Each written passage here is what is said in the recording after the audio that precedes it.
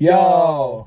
What's going on, everybody? We're back with another mini review, and we just saw... Ethan, what movie did we just see? We just saw...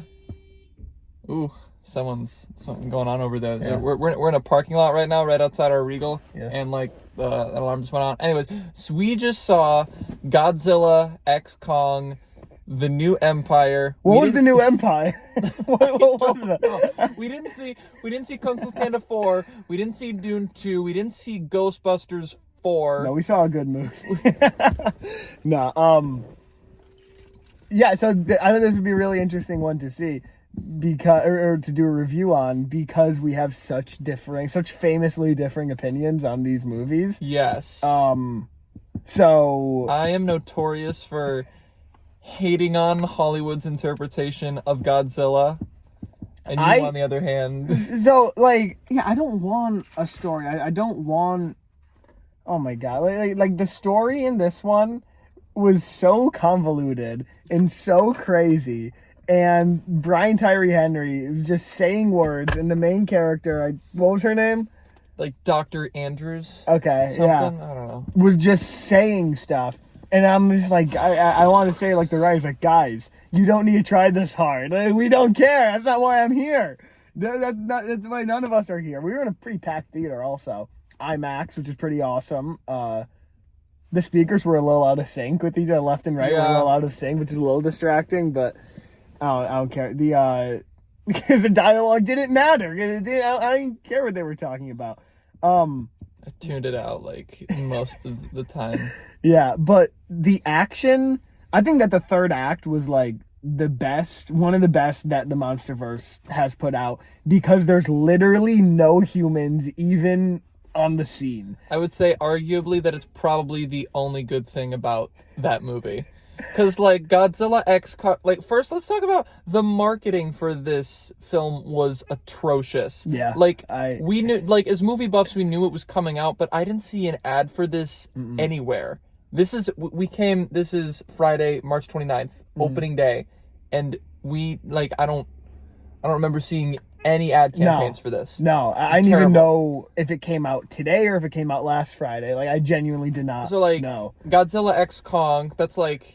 That insinuates like a team up, right? That's what it would lead you to believe. I thought that this was Godzilla versus Kong 2. So we're like, this is a 2-hour movie. We're like an hour 20 in, and I lean over to him and I'm like, I don't think they're gonna fight. It was two. I don't think they're gonna fight. It was a Godzilla movie and a King Kong movie, and they would just cross cut between them. Well, what it really was, it was pretty much just like a King Kong movie. And Godzilla was there also. And like a Godzilla short, yeah. It was just... But like the whole thing with Godzilla, until he even came into the final battle, all that he was doing was like, they were just setting up like, oh, he could turn pink now and shoot a big beam from his mouth. That's all it was. That's all, everything. Like, they had nothing for Godzilla except for that. No. Oh. But, it was so much more of a Kong movie. Yeah, it was. But King Kong has a gold tooth now. He has the Infinity Gauntlet now. It's wild. It's wild stuff.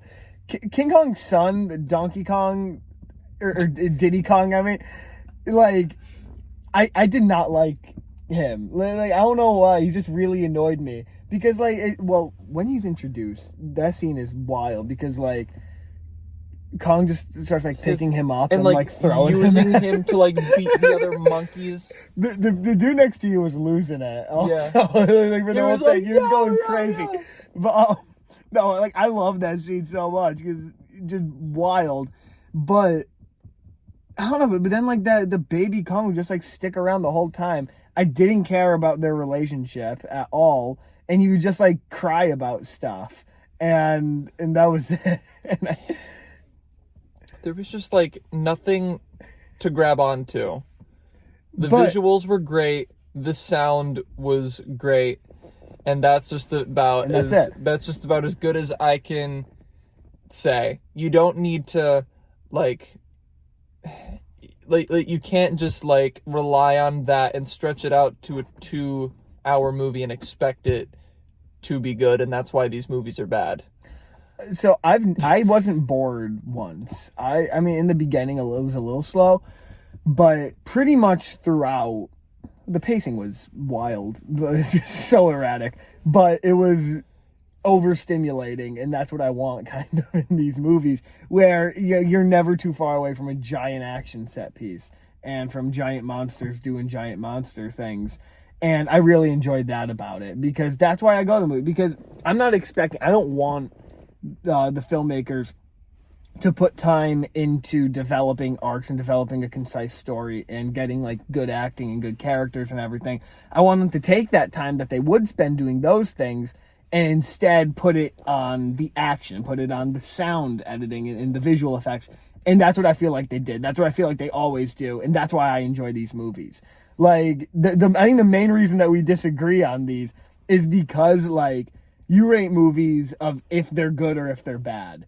And I rate movies based on enjoyment. I just don't think that all movies should be judged on the same metric, because a movie like this doesn't exist to serve the same purpose as a movie like, give me a serious movie, I don't know, like Oppenheimer. Okay. Like they exist to do different things, and this movie just exists to get your butt in the theater and like, look at the screen like that, and that's what I was doing. So like it worked for me, and that's why I gave it 4 stars on Letterboxd, and you gave it 2 stars. I gave it 2 stars, but like, we also do have different tastes. Like, when I go into a movie, for example, like I do want to find compelling characters. I do want to find like a compelling story arc, and I know that that's not what this movie is supposed to be, and maybe that's why I'm not a big fan of these movies, but that's what made Godzilla -1 so profound, because like and I think it's just because like it wasn't made in America. Like I'll just go out and say it, just because like how do I want to talk about this? Because I know you want to see it, you haven't seen it, and I don't want to spoil it. Yeah. But like it was about like Godzilla -1. It was about, so like Godzilla is like the product of the bombing of Hiroshima, and like the whole exposition and premise is like the people are trying to come together and rebuild what has been lost, and the main character is a kamikaze pilot who faked that there was something wrong with his plane, and he's having survivor's guilt, and that's like a huge thing. And then like Godzilla is pretty much just like a symbol in there, and it was very, very innovative compared to everything that I saw. And I feel just like over the past several years, I've seen a bunch of movies from like 2020 to what is it, like 4 or 5 years later to like 2024. Yeah. Can't even do simple math, but like 2024. But like, and I just feel that like the mainstream is so oversaturated with like flashiness and spectacle, and I think I'm just like kind of burned out with that. And because I feel I've become more seasoned by seeing all those movies, that's not enough for me to say that that's a good movie. I will say that even though I did give this movie a low rating, I enjoyed making fun of it.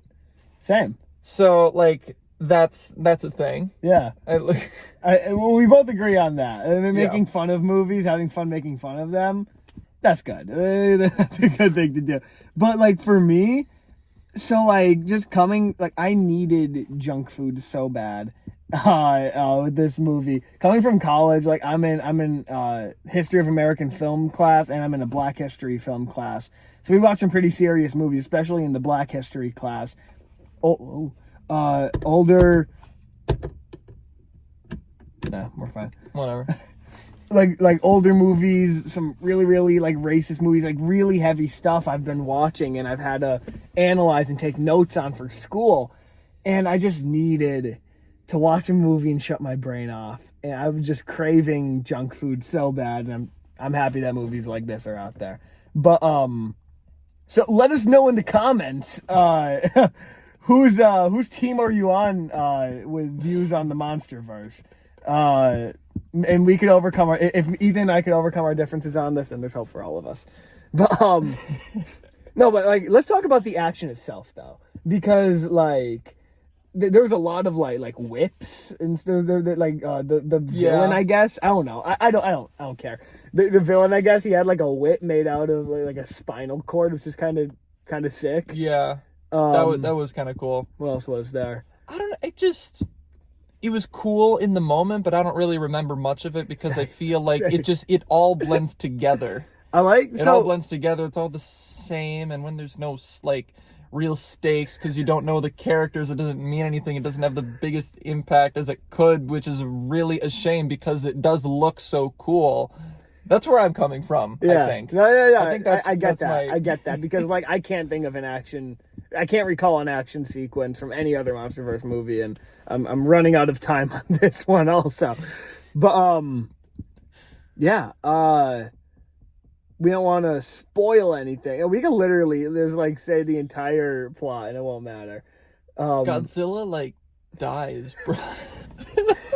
There's like the most tropey characters ever. Also, there's like the tropes are there. They're not going anywhere. There's that trope like in action movies where there's this guy who has such a high profile job where like in order to like have a job in a movie like this and like be like a pilot to fly to the center of the earth and everything, like you have to be qualified, but like they're always like a goofball and like listen to music and wear floral shirts and sunglasses. Like that's that character.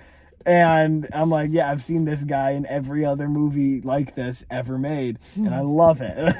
The extreme close-ups when he's like piloting the jet. He's just like, he's just like laughing. Just for like, a minute. There's like a kiss needle drop though. I like that. Yeah.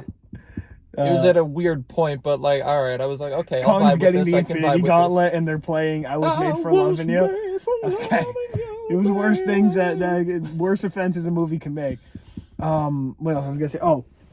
So they're like underneath the earth. All right, so what is Hollow Earth, Ethan? It's like the core of the earth and then the outer thing of the earth, and there's space in between. So it's like Mario Galaxy where you could like jump from one to the other and like you flip over. And it's the upside Kong, down. And Kong like goes into a cave when they're in Hollow Earth, and then there's a location header and it says subterranean coordinate or something, and I'm like, wait. They were subterranean, like they're under the earth, and also there's a sunset, and I'm like, where's the sun coming from? Is it the core of the earth? They're under, what is it? Nothing. It's nothing. It's just like I honestly thought to myself, I was like, this was probably originally scripted like Kong : like Subterranea or something. Yeah. And then they were like, what if we do another team up movie? Because like these were really two separate movies. And like, cause usually like for the team up movie, like it would make sense for there to be like two more standalones before they come together again or whatever. But there was nothing between the last one and this one. Yeah. And there was no tease for the, like there was no setup for the next movie. There was no post-credit scene. No. Like at least for King of the Monsters. And, like, I hate on King of the Monsters. At least at the end, when it was, like, Godzilla and all the other monsters, there was, like, Mothra and the three-headed thing. Is that what? Ghidorah. And Rodan. Yeah. And I was like, okay, so, like, this is going to be a thing. And, like, they have not shown up. But that's the thing, because that came out in 2019, and that was the last year that people had hope. So there's so much hope in 2019. So much. For everything. Yeah. Yeah. Well, do you have anything else to add? Not really. Before we hit record, we're like, all right, 11-minute max, and we're at 14 right now, so that tracks. We're doing okay. Yeah. That's all I have to say about it. If you couldn't tell, I feel like we said the same things, but I really liked it, and you really didn't. Pretty much, yeah. Yeah. So it's the duality of man, I guess. And I think it's just like based on how we rate it. You rate it mostly on enjoyment, and I rate it on a mixture of like, was it good / did I enjoy it? Yeah. So like, cause like there are good movies that I've seen which like are good, but like I didn't like them. Like Sorry to Bother You, for example. Like that's a really good movie, but I didn't like it. That was like the movie I watched a couple days ago. Fair. That I had to do like for my film analysis class. So like, it happens. There are the exceptions, but yeah. There we go. I think that's just about it. Yeah. I think we're gonna be doing another one of these soon. Yeah, we'll see you next week when we tackle Dune Part 2. So much later than anyone than the cares trend. about. Yeah. Yeah. It came out literally But I hear it's like good, literally a so month ago. People And are friggin' losing their yeah. minds over this movie. So Everybody I've talked to except for him has said that it's like the greatest thing ever. yeah. We're gonna conceal. Well, you haven't seen Dune. I did. I saw it once. Right before we came here. I started it, and I'm 30 minutes in, Oh, okay. and it's pretty good so far. I'm Okay. following it okay. All right. It's the length was scaring me, but I'm doing all right. Yeah, so I far. saw it years ago. I'm gonna conceal my thoughts though because I'm rewatching it, and I'm gonna upload a short of me talking about the rewatch. Yeah. So Stay tuned for that. Yeah, you'll hear my thoughts then. But All right, that's all for now. that's all we have. We Yeah. will see you soon. More content is coming, and we really appreciate the support. Don't forget to drop a like, subscribe, Comment. leave a comment. Let us know your thoughts. Follow us on Letterboxd. Oh yeah, definitely do that. We're gonna put that in our descriptions from here on out because we Can't stop us. There's no going back now. Yeah, last year 2023 we just got onto the Letterboxd grind and there's no going back. It's just this is our lives now. All right. Thank you so much for watching. We are the Yo Bros and we want to talk to you about stuff.